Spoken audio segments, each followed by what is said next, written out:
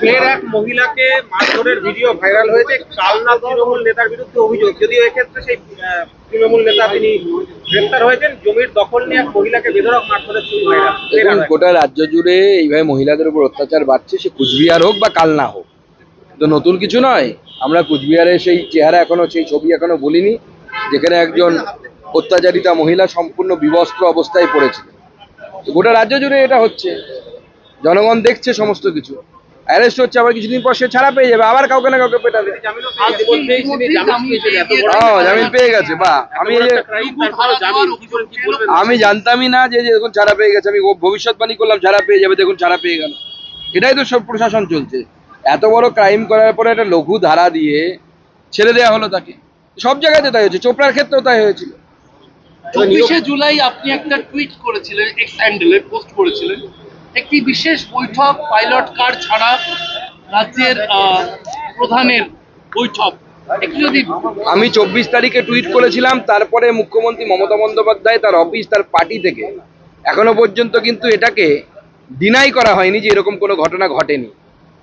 তার মানে আপনারা সহজেই বুঝতে পারছেন যে মুখ্যমন্ত্রী পাইলট ছাড়া কারো সাথে আইটিসি সোনার হোটেলে দেখা করতে গেছিলেন, কার সাথে দেখা করতে গেছিলেন মুখ্যমন্ত্রী বলতে পারবেন। আমরা তো খুব চিন্তায় আছি, আগামী দিনে বিভিন্ন ইউনিভার্সিটির ভিসিটিসি নিয়োগ হবে, আরও অনেক কিছু হবে।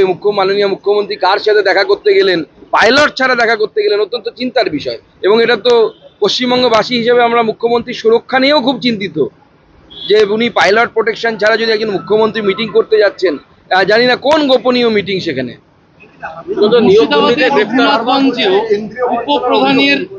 দেখুন, কেন্দ্রীয় বঞ্চনা নেই, সেটা গতকাল যে তথ্য সামনে এসেছে আপনারা দেখেছেন, যে আমাদের জিডিপি, আমাদের জনসংখ্যা প্রায় 7%, জিডিপিতে কন্ট্রিবিউশন হচ্ছে 4%।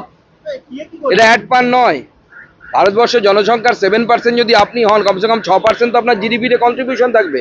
একসময় এই বঙ্গ গোটা ভারতবর্ষের বাজেটের 26% জিডিপিতে কন্ট্রিবিউশন ছিল। আচ্ছা, কোন জায়গায় আমরা এসে পৌঁছেছি? তো মাননীয় মুখ্যমন্ত্রী যে কথাগুলো বলছেন, প্রায় 14,000 কোটি টাকা শুধু রেলের জন্য দেওয়া হয়েছে পশ্চিমবঙ্গে, 13,900 কোটি টাকা। মাননীয় মুখ্যমন্ত্রী যখন রেলমন্ত্রী ছিলেন নিজে, তখন দিয়েছিলেন কি এত টাকা? একবার প্রশ্নটা করবেন তো। 14,000 কোটি টাকা শুধু রেলের জন্য দেওয়া হয়েছে, তাও এটা প্ল্যান্ড। আনপ্ল্যান্ড হেডে আরও টাকা আসবে, মাঝখানে আমরা আরও অনেক কিছু স্যাংশন করাবো, তার টাকাও আমরা পাবো, পশ্চিমবঙ্গবাসী পাবো। কিন্তু 14,000 কোটি টাকা মুখের কথা তো নয়। মেট্রোর জন্য এত টাকা দেওয়া হয়েছে, যে সমস্ত কেন্দ্রীয় সংস্থাগুলো আছে তার জন্য টাকা দেওয়া হয়েছে। আপনার ক্যাপিটাল এক্সপেন্ডিচার নেই, কোনো প্ল্যানিং নেই, কোথা থেকে কেন্দ্র টাকা দেবে? আপনি রাস্তা বানানোর কথা বলেন না, আপনি বড় শিল্প তালুক বানানোর কথা ভাবেন না, তো কোথা থেকে আপনি টাকা পাবেন? প্রধানমন্ত্রীর সঙ্গে দেখা করার পর থেকে আপনার দলের উত্তরবঙ্গের নেতারা তারা ফের একবার বঙ্গভঙ্গ নিয়ে সরব হতে লাগলেন। দক্ষিণবঙ্গের নেতারা তারা বললেন মানচিত্র অটুট রাখতে চাই, এবং সেই দিন দেখুন,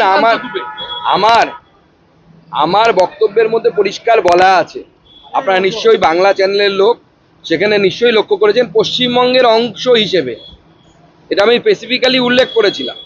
এবং এটাই বিজেপি স্ট্যান্ড। বিজেপি আমরা স্ট্যান্ড আগেও ক্লিয়ার করেছি। ডক্টর শ্যামাপ্রসাদ মুখার্জি যেভাবে বাংলা তৈরি করে গেছিলেন, আমরা সেইভাবেই বাংলাকে রাখতে চাই। দাদা, প্রসন্ন রায় নিয়োগ দুর্নীতিতে গ্রেফতার হওয়া প্রসন্ন রায়, তার দেখা যাচ্ছে প্রায় 67 কোটি টাকা 91টি কোম্পানিতে দেখানো হচ্ছে যে শুধু চাষ করেছে, এবং এক একটা জমির ক্ষেত্রে দেখা যাচ্ছে 7 কাঠা জমি। কি করে হয় চাষ করে এত টাকা? দেখুন, এত ভালো চাষি যদি, এত ইনকাম যদি হয় চাষে, তাহলে পরে তো পশ্চিমবঙ্গের সব চাষিদের এরকম দুরবস্থা হতো না। কোনো চাষির পরিবারের ছেলে আর চাষ করে না পশ্চিমবঙ্গে, সবাই পরিযায়ী শ্রমিক হচ্ছে। তো এই অবস্থা পশ্চিমবঙ্গে, তো এরা কোথা থেকে এত টাকা পাচ্ছে? এটা বেআইনি টাকা। এই যে পার্থ চট্টোপাধ্যায়ের অত্যন্ত কাছের বলে এই প্রসন্ন রায় সবাই বলতো, বা সবাই বলেছেন, তো এই প্রসন্ন রায়ের মাধ্যমে যে টাকাটা দেখা যাচ্ছে তার অ্যাকাউন্টে আছে, বা 91টি কোম্পানিতে না কতটা খেটেছে, এটা কি আসলে প্রসন্ন রায়ের টাকা, নাকি আমাদের প্রাক্তন শিক্ষামন্ত্রী পার্থ চট্টোপাধ্যায়ের টাকা? তার তদন্ত হওয়া উচিত। নিজের অবস্থানে অনড় শুভেন্দু অধিকারী হিন্দু ভোটকে গুরুত্ব দিয়ে রাজনৈতিক লড়াই, আগামী 26-এর ভোটে 5% হিন্দু ভোট টার্গেট করেই আমরা লড়াই, 5% হিন্দুকে আনতে হবে। 39% আমাদের রয়েছে, 3% এলেই খেলা শেষ। বৌদিয়ার মঞ্চে শুভেন্দু অধিকারী। দেখুন, আমরা তাদেরই তো ভোট আনতে পারবো যারা আমাদেরকে ভোট দেয়। যারা ভোট দেয় না তাদেরকে তো ভোট আনতে পারবো না। বায়োমেট্রিক পদ্ধতির কথাও বলছেন না, বায়োমেট্রিক পদ্ধতিতে যদি ভোট হয় সেটা ভালো ভোট হবে, এখানে তো ভোটের নামে তো প্রহসন হচ্ছে। আমরা সবাইকে ভোট দানের কথা বলবো, আমাদের জন্য ভোট দিতে বলবো, কিন্তু কেউ কিছু মানুষ যদি না দেয় কি করার আছে? সেক্ষেত্রে হিন্দু ভোটকে আপনারা বেশি গুরুত্ব দিচ্ছেন? দেখুন, আমরা সেই ভোটারদের বেশি গুরুত্ব দেবো যারা আমাদেরকে ভোট দেবে, সেই হিন্দু মুসলিম বিষয় না। ইন্টারভিউ বঞ্চিত আপার প্রাইমারি চাকরি প্রার্থীরা মহামিছিল করলো শিয়ালদা থেকে ধর্মতলা। মমতা বন্দ্যোপাধ্যায়ের বড় বড় পোস্টার কাট আউট, তাতে লেখা মাননীয় আপনি সদয় হবেন কবে। প্রণাম করছে ছবির সামনে লুটিয়ে পড়ে চাকরি প্রার্থীরা। বলছে দেখুন, হামাগুড়ি দিয়ে প্রণাম করে কিচ্ছু হবে না, কারণ মুখ্যমন্ত্রী নিজের ভাইপো ছাড়া কাউকে দেখতে পান না। ওনারা মুখ্যমন্ত্রী নিজের ভাইপো নয়, মুখ্যমন্ত্রী এই নীতিতেই বিশ্বাস করেন, পরের ছেলে পরমানন্দ, আমি আর ভাইপো করবো আনন্দ। অতএব ওনাদের কোনো কিছু হওয়ার নেই। উত্তরবঙ্গের চাষ সবচেয়ে আলাদাভাবে কেন্দ্রীয় বরাদ্দ দাবি জানিয়েছেন এবং এই যে বরাদ্দ যে বরাদ্দ নেই চাষ। তা দেখুন, আমাদের সাংসদরা খুব অ্যাক্টিভ, তারা তাদের এলাকার দাবি দেওয়া নিয়ে সবাই তারা মাননীয় প্রধানমন্ত্রী সহ মাননীয় অর্থমন্ত্রীর কাছে আবেদন করছেন। কিন্তু চা বোর্ডের নতুন প্রকল্প আসছে এবং এবার ঘোষণাও হয়েছে, আপনারা ভালো করে মাইনিউটলি লক্ষ্য করুন। আসাম এবং পশ্চিমবঙ্গে ডুয়ার্সের চা বাগানের চা শ্রমিকদেরকে আগামী দিনে এই প্রকল্পের আওতায় আনা হবে। গত কয়েকদিন আগে আমি নর্থ ইস্টার্ন স্টেটের একটি মিটিংয়ে বসেছিলাম, যেখানে 10% জিবিএস মিটিং বলা হয়। সেই জিবিএস মিটিংয়ে চা বোর্ডের যিনি প্রতিনিধি এসেছিলেন তিনি জানিয়েছেন যে এইবার চা শ্রমিকদের জন্য প্রকল্পের জন্য খাতে সেই খাতে স্যাংশন হয়েছে, টাকা স্যাংশন হয়েছে। এই মুহূর্তে আমি অ্যামাউন্টটা বলতে পারছি না, পরে আপনাদেরকে বলবো।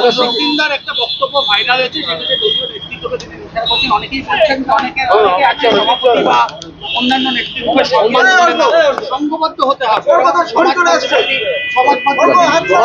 বহরমপুরে বিজেপি বিধায়ক সমাজ মানে অশোক দিনদারটা বলে দিন। দেখুন, প্রথম কথা হচ্ছে আমার নীতি, আমি আগেই বলেছি পার্টির নিয়ম নীতি হচ্ছে আপনার অসন্তোষ থাকতে পারে, আপনি আমার সাথে একমত নাও হতে পারেন, অন্য কারোর সাথেও দ্বিমত হতে পারেন, আপনার সমস্ত কিছু আপনি পার্টির মধ্যে বলুন, পার্টির মধ্যে বলার সিস্টেম আছে, ব্যবস্থা আছে, সেখানে বলুন। বহরমপুরে বিজেপি বিধায়ক বলছেন যে মালদা মুর্শিদাবাদ নয়, দুই দিনাজপুর নদিয়া জেলাকেও কেন্দ্র শাসনের আওতায় আনা উচিত। সুব্রত মৈত্র বলেছেন।